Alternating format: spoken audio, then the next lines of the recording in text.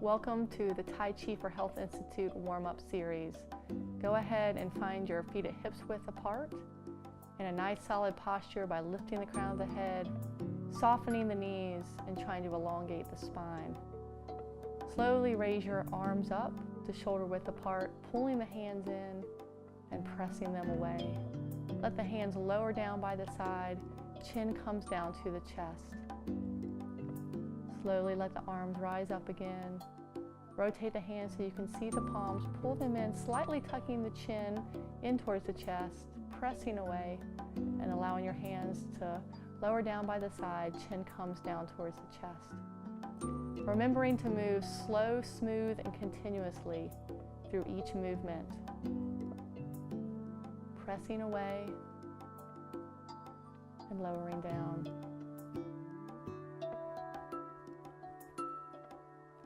Hands rise up one more time, gaze follows. This time drop one hand down by the side, looking at the center of the upper palm. Let that hand come out to the side, gaze follows. We're isolating the movement in our neck, so as we rotate out towards each side, think about keeping the shoulders level and pointed forward. Each arm you want to maintain a nice soft bend so we can maintain circulation and chi flow. In each rotation, trying to find just a little bit more mobility in the neck, just going about as far as you feel comfortable going today while still keeping the shoulders pointing forward and level. By the time you make it to the third rotation, we'll try to rotate the neck about as far as it feels comfortable going today. Moving slow, smooth, and continuously. One last time. Bringing the hand back in front of you, lowering both hands by the side. We're going to do some shoulder rolls. So fingertips stay on the sides of the hips, and think about opening the shoulders by moving your elbows. Now we're going to do a few rolling back, opening the chest, loosening the shoulder blades. Now we'll go ahead and let our arms rise up just to shoulder height. Hands come to the middle and press down.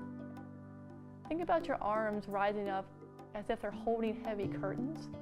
And as they press down, it's like they're pushing a board down into water, finding gentle resistance with the movement. Now we're going to work on the spine, holding the ball. Let the bottom hand float all the way up, connecting with the crown of the head, pressing up towards the sky. Relax the hands as they come back together and pass.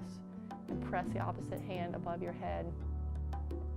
So as we do this and you press the hands in opposite directions, think about the spine elongating, maybe stretching out like a rubber band.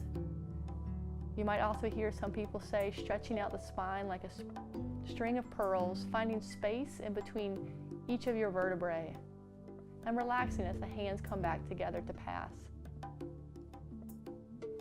Coming back to holding the ball again, we're going to use our oblique muscles to rotate the ball from hip to hip.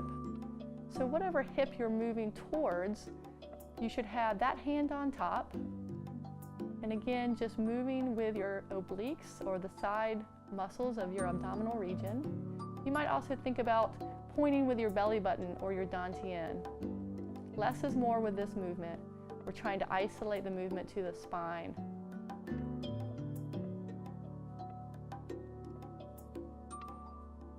Slowly rotating, using those obliques.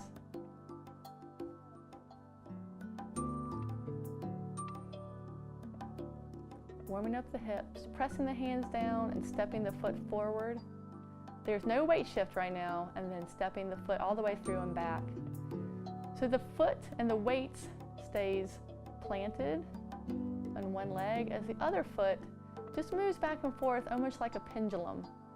As you step back, the weight's on the ball of the foot, heel lowered towards the ground. As you step forward, the weight should be on the heel.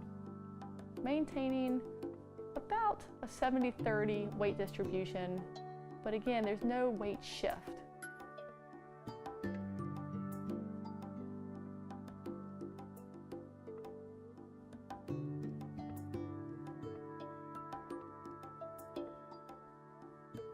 Now Now we're going to slide the hands up to one side, settle the weight in that corresponding leg, and slowly step the opposite or unweighted foot out to the side.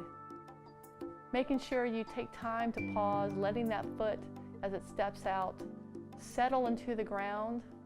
And then as you move it back at the hips width apart, let it settle again before you shift the weight over.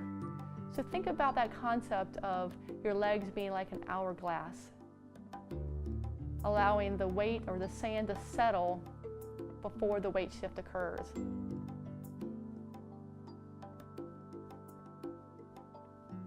Now we'll make loose fists, and you can point your toes out at a slight angle for balance. Now we're just warming up our knees, so we're going to shift the weight to one foot, step the opposite foot forward, letting the foot soften into the ground and lay flat before we glide the weight forward. We're punching forward with an opposite fist for balance. And as we glide back, lifting the toe, making sure we're getting a nice stretch, increasing our mobility. So making sure the foot softens into the ground and lays flat before you shift the weight forward. And again, let it soften as it comes back to hips width apart.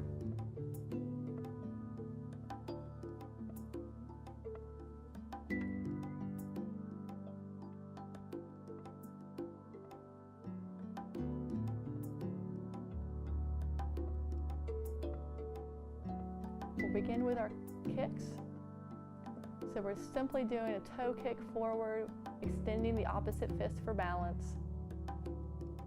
Still moving slow, smooth, and continuous, making sure we're moving slow enough that we can be aware of our weight shift, making sure our feet are stable before we kick out. And this can simply be a simple toe tap. Now we're going to extend the foot forward, lifting the toe up towards the sky so heel is on the ground. If you feel well balanced today, you can think about keeping some space between your heel and the ground. Just make sure that you can do this with control.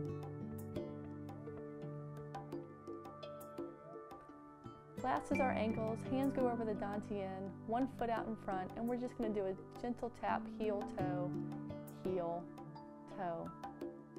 And we'll switch feet, doing the same thing, heel, toe, heel, toe, heel, toe. Switch your feet again. This time it's going to be an outside, inside tap, or little toe, big toe. Just working on that ankle mobility.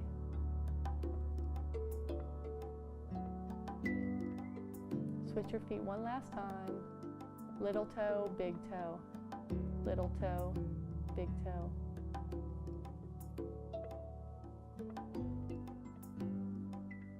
Step the foot back and gently just walk around, open and close the hands. Think about increasing your circulation. Thank you very much.